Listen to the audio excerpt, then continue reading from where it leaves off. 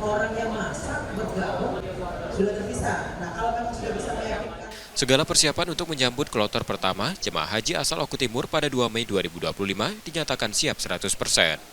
Panitia Pelaksana Ibadah Haji Sumatera Selatan memastikan seluruh fasilitas dan layanan telah dipersiapkan dengan matang. Gubernur Sumatera Selatan Herman Deru meninjau kesiapan di Asrama Haji Palembang. Ia menekankan pentingnya perhatian panitia terhadap seluruh aspek pelayanan termasuk hal-hal kecil demi menjamin kenyamanan dan keamanan jemaah. Calon haji mulai masuk.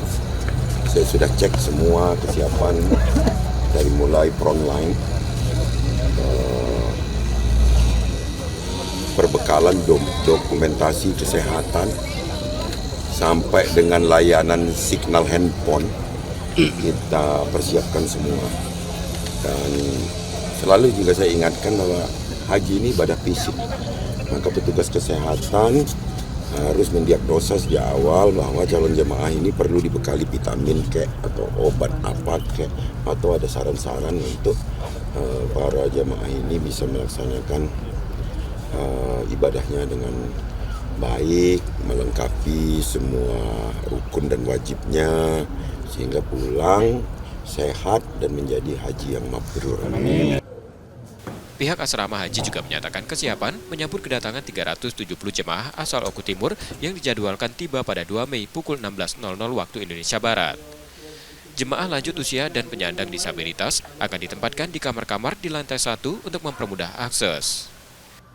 Kalau lansia itu kita punya treatment khusus ya. Nah, malahan kan arahan dari Pak Gub tadi tentang pelayanan ya.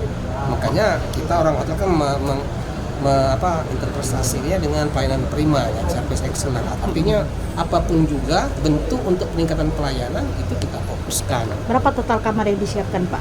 Kalau total 1117 ya. 278 kamar. Kamar 278 tapi kali 4. Oke. Jadi 1112 jemaah. Tahun ini total jemaah calon haji yang akan berangkat dari embarkasi Palembang berjumlah 8.143 orang. Mereka terbagi dalam 22 kelompok terbang, terdiri dari 7.012 jemaah asal Sumatera Selatan, 1.065 dari Bangka Belitung, dan 66 petugas kloter. Muhammad Reza Pahlevi, Kompas TV, Palembang, Sumatera Selatan.